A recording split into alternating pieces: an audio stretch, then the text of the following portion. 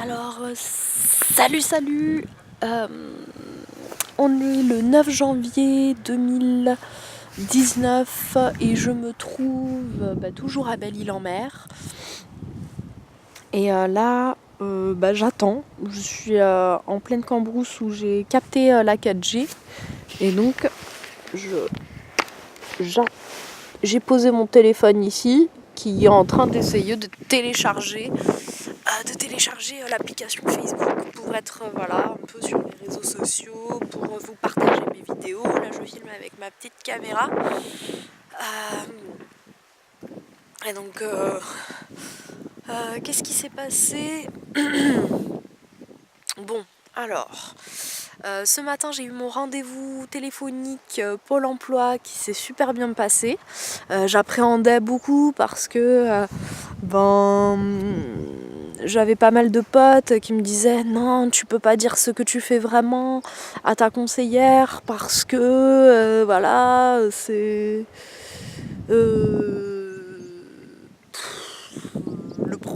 ton projet il est un peu utopiste et voilà, vaut mieux mytho quoi. Et finalement je suis pas comme ça. J'ai découvert avec les années que valait mieux dire la vérité. Puis voilà. Donc c'est plus facile, parce que sinon après on s'en mêle les pinceaux. Et puis que c'est tout.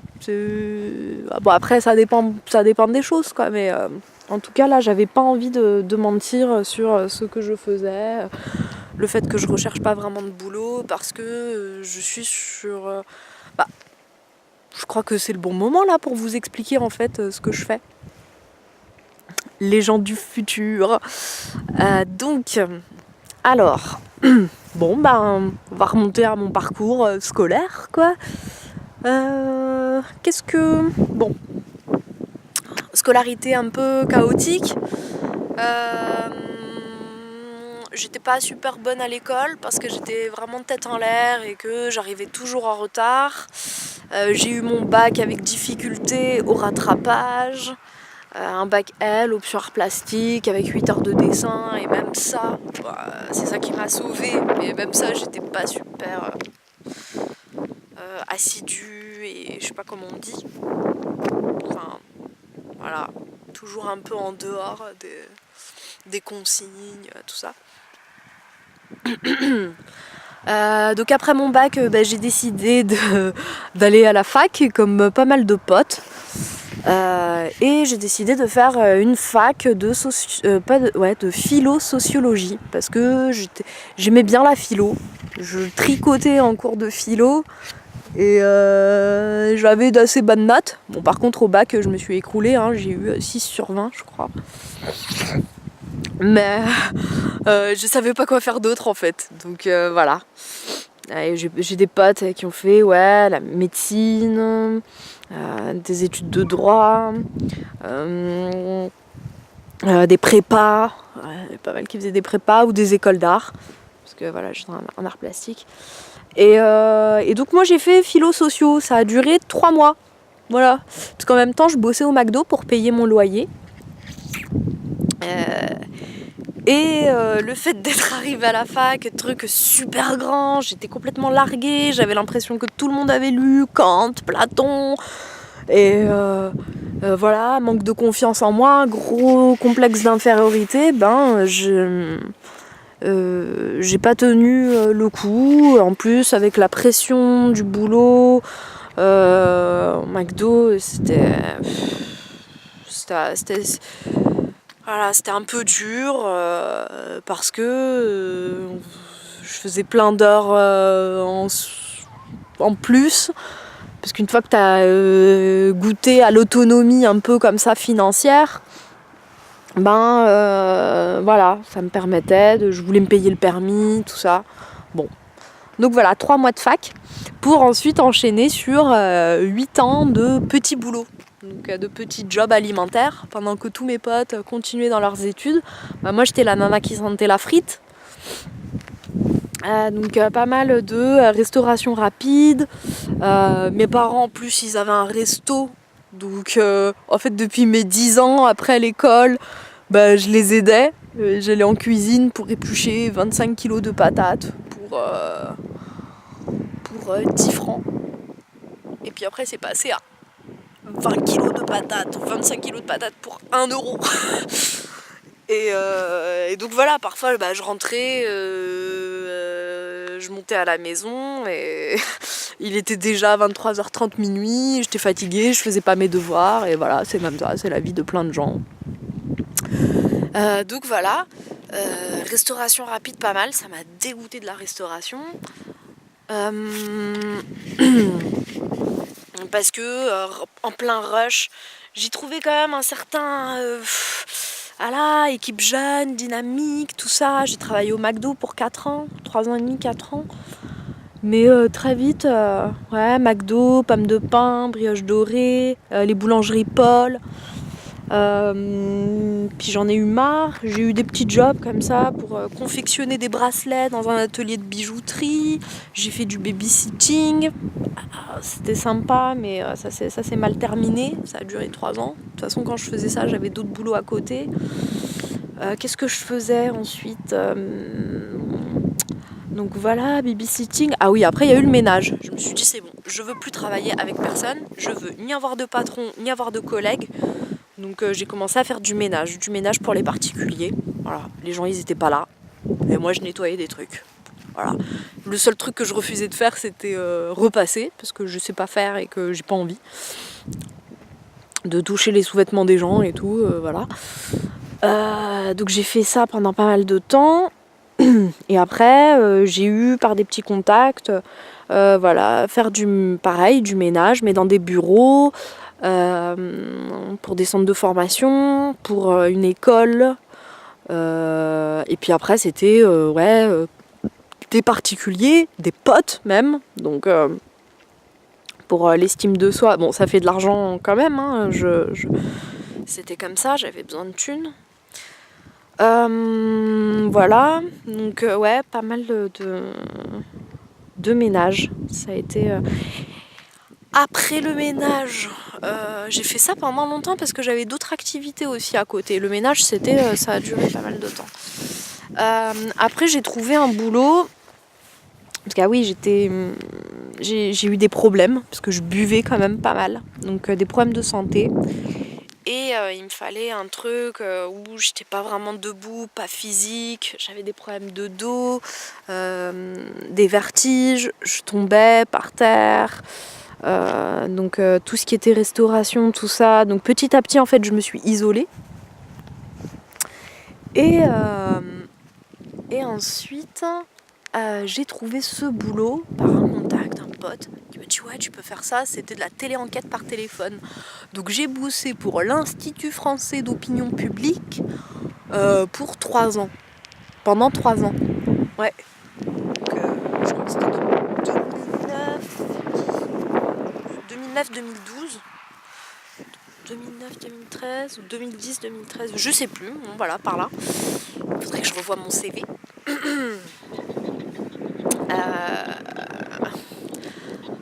Ça faisait de l'argent, donc j'étais contente, j'avais le cul assis sur une chaise, donc ça me changeait des boulots un peu physiques, à porter des cartons, à être un peu dans le rush comme ça, tout ça. Donc, mais par contre, c'est vrai que c'était quand même super compliqué pour moi.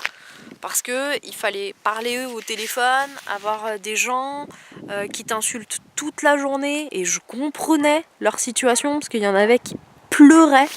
Des monsieur et madame tout le monde qu'on embête à longueur de journée avec leur téléphone qui fait que sonner. Parce qu'une fois que t'es sur les listes, en fait ils se font appeler pour des enquêtes de satisfaction, pour des sondages politiques, pour poser des fenêtres, pour tout et n'importe quoi. Et voilà, ton téléphone, il sonne, et tu craques et t'en peux plus. Et tu finis par insulter les gens de connasses, laissez-moi tranquille, machin. Donc on faisait pas mal d'enquêtes politiques aussi, de sondages politiques. Et c'était super intéressant parce que du coup j'ai vu en fait l'envers du décor de comment étaient construits les questionnaires. Alors ça c'était cool, hein. Donc on nous apprenait, il y avait une politique assez stricte, on était sur écoute, on était comme ça dans des box, technique de management très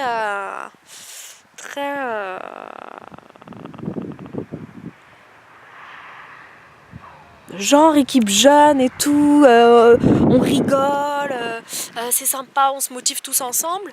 Mais en même temps, comme c'était des box ouverts et on était par bureau peut-être une vingtaine, et ben c'était souvent, il y a une voiture qui arrive et ils se demandent ah là là, mais qu'est-ce qu'elle se fait cette nana, elle est en train de se filmer elle-même toute seule, voilà, bon bah je vais leur faire un petit coucou.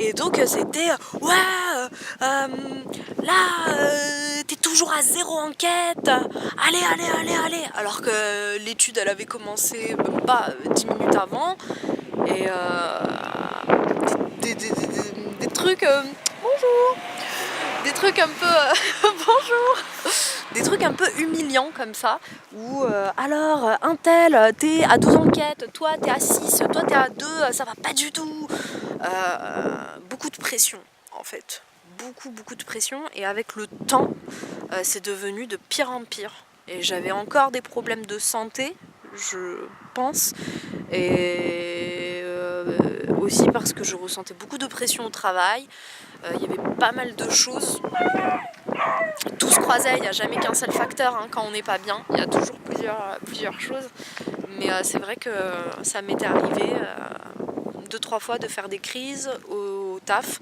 ils ont dû appeler les pompiers plusieurs fois, une fois je me suis carrément urinée dessus, parce que voilà, c'était des sortes de paralysie, où je contrôlais plus rien, et voilà, donc ouais, je me suis fait pipi dessus au taf, pas qu'au taf, hein, dans la rue, dans le RER, donc voilà, parfois je faisais avec ce boulot, je faisais aussi en même temps des surveillances d'examen, ça c'était cool, ça c'était le truc le plus cool que j'ai fait, voilà, t'es assis, tu lis un bouquin, tu regardes les gens vite fait, et t'es bien payé, et tu travailles avec des gens très humains, avec qui il y a de l'échange et enfin une sorte de reconnaissance, donc et à côté de ça, ouais, du ménage pour les potes, et des petites combines à droite à gauche pour me faire un peu de sous en plus, quoi.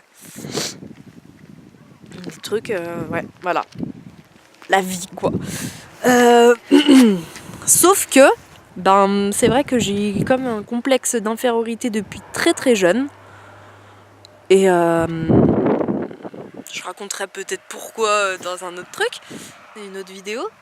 Ben, avec tous mes problèmes de santé et pas mal de manque de confiance en moi, d'événements assez traumatiques qui ont fait qu'un jour j'ai pété un câble et je me suis dit c'est pas possible, il faut que je change de vie. Donc j'ai changé de fréquentation, j'ai changé d'alimentation aussi, j'ai voulu changer de rythme et de me préserver en fait mon corps qui m'a complètement lâché avec ouais, voilà, des années un peu difficiles, quoi.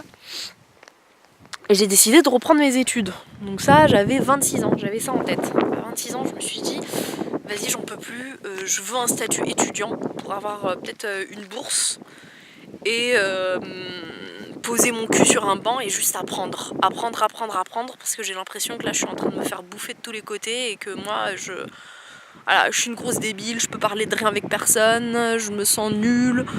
Et pourtant, il y avait plein de choses qui m'intéressaient, mais voilà. J'avais l'impression que c'était pas pour moi, que c'était réservé à une autre catégorie de personnes. Je savais pas quoi faire, mais je savais que je voulais être étudiante pour profiter du statut, pour rester assise et ne plus forcer sur ma colonne vertébrale parce que je faisais des sciatiques à répétition, j'ai un disque complètement écrasé. Voilà. Et j'ai regardé sur internet, donc comme ça, plusieurs facs, des disciplines. J'ai vu sociologie, je me suis dit, ah, bah, c'est marrant, quand après le bac, j'ai fait philo-socio, je sais plus ce que c'est que la socio, qu'est-ce que c'est. J'ai tapé comme ça sur Google, je suis tombée sur l'article Wikipédia, j'ai lu 2 lignes. Je me suis dit, ah, c'est ça la sociologie? L'étude de phénomènes sociaux, compréhension de notre monde, là, je sais pas quoi. Oh bah ça a l'air bien, allez, sociologie. Donc j'ai fait mon inscription, et là je me suis rendu compte qu'en fait, le temps que ça mûrisse un peu, et ben j'étais trop vieille pour être étudiante, donc il a fallu que je fasse une demande de formation, que je paye la première année 1800 € pour être à l'université, recevoir les cours comme les autres étudiants, mais être sous un statut de stagiaire de la formation continue, donc toujours en tant que demandeur d'emploi. J'ai fait ça, et j'ai fait aussi une demande de RSA, parce que je me suis dit, il est hors de question que je paye pour faire des études et pour bosser en même temps, et rater mes études. Je me suis dit, là, c'est pas pour aller boire des bières ou faire des trucs. Je voulais, faire ça de manière sérieuse et pour m'enrichir et apprendre des choses, quoi. Et puis retrouver un peu une vie sociale plus saine, on va dire. Et un rythme aussi. Donc voilà, j'ai fait ça. J'ai première année de fac, 27 ans. Et voilà, j'ai eu ma licence en sociologie à 30 ans. Et j'ai fait un master en sociologie, réalisation de documentaires sociologiques. Et là, par contre, j'ai tenu 3 mois. Voilà, parce que pareil, pression. Et en fait, à la fac, c'était super dur. Parce que moi, j'avais... Toutes mes dernières années, c'était du ménage, à passer le balai, à récurer des chiottes, tout ça. Et là, j'étais... en amphi, je me mettais toujours au premier rang parce que j'ai des problèmes d'audition. Et en plus, je suis un peu bigleuse aussi, mes lunettes, elles marchaient pas super. Donc toujours au premier rang, à essayer de capter, à cavaler pour noter. Je savais pas comment on faisait pour prendre des notes.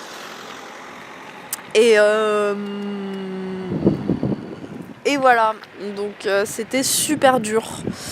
Mais j'ai réussi parce que j'avais plein d'étudiants qui m'encourageaient, que j'étais la petite nana en reprise d'études, qui essayait aussi de motiver les autres, qui était là aussi un peu par hasard. Allez, venez, on va à la bibliothèque. Je me suis fait une deuxième jeunesse. Tous les gens avec qui je traînais au lycée, donc les fumeurs de joints, les gens qui allaient faire les blocus, mais on sait pas trop pourquoi. C'est vrai, hein, je le faisais, moi je faisais des manifs et tout, mais j'avais pas vraiment de conscience politique, peut-être, mais de toute façon je me sentais même pas légitime pour en parler ou quoi. Donc j'étais noyée dans la masse avec mes bières et ma musique, et voilà quoi. Et là, j'étais qu'avec les premiers de la classe, bon, un peu tout le monde, mais ouais,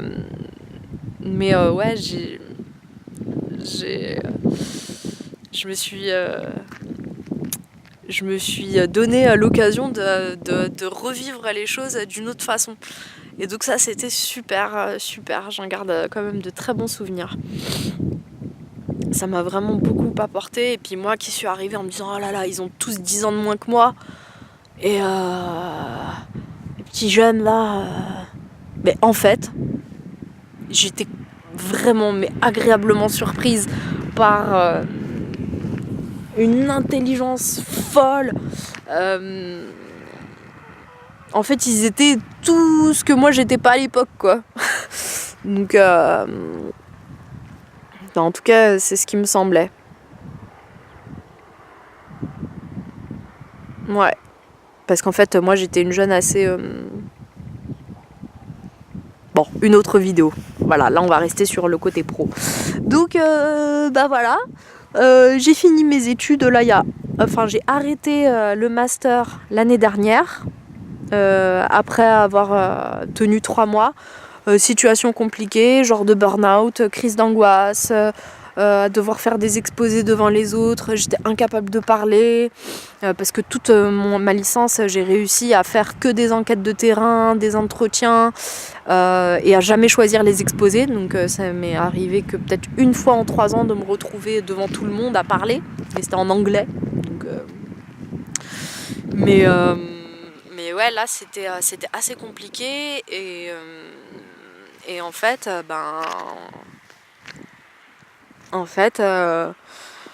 ouais, ça allait plus dans mon couple depuis un moment et on s'est séparés. Enfin, on s'est séparés. Je l'ai quitté sur un coup de tête parce que j'étais complètement...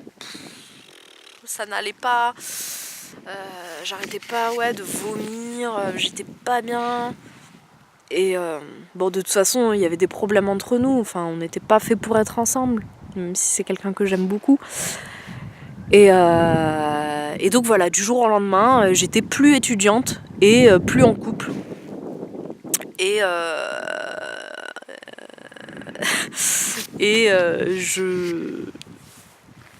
je n'en pouvais plus de Paris, parce que j'habitais à Paris.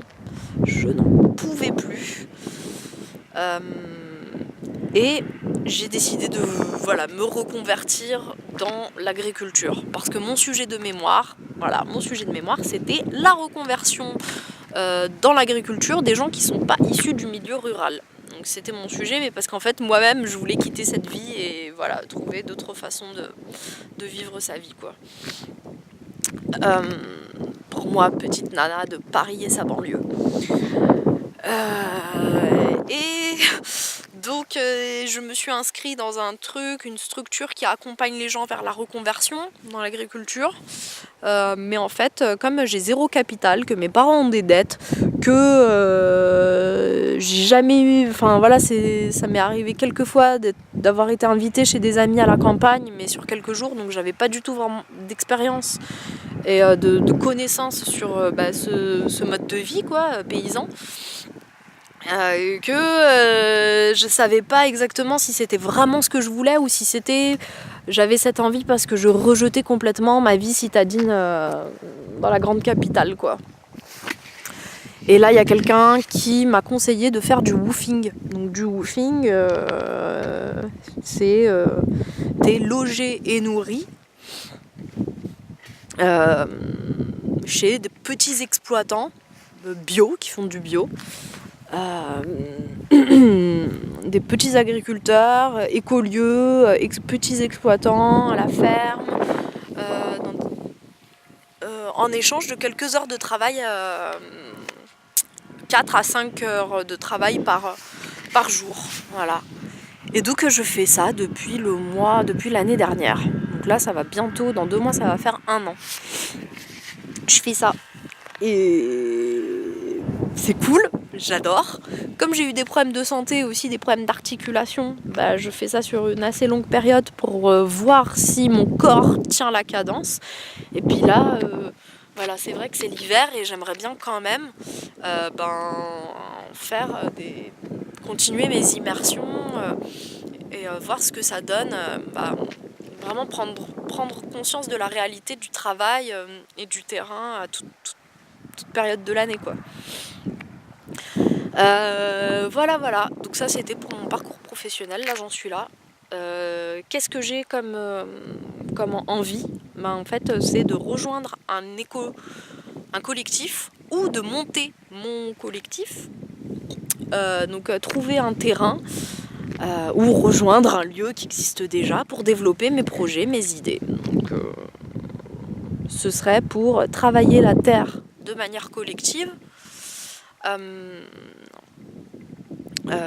vivre chacun dans son petit espace, séparé, pas une communauté de hippies tous les uns sur les autres, non, mais quand même être dans le partage, dans l'échange, dans la transmission horizontale, dans l'éco-construction, le bien-être, les arts, et faire de ce lieu en fait à terme, c'est un projet sur des années, je me vois toute vieille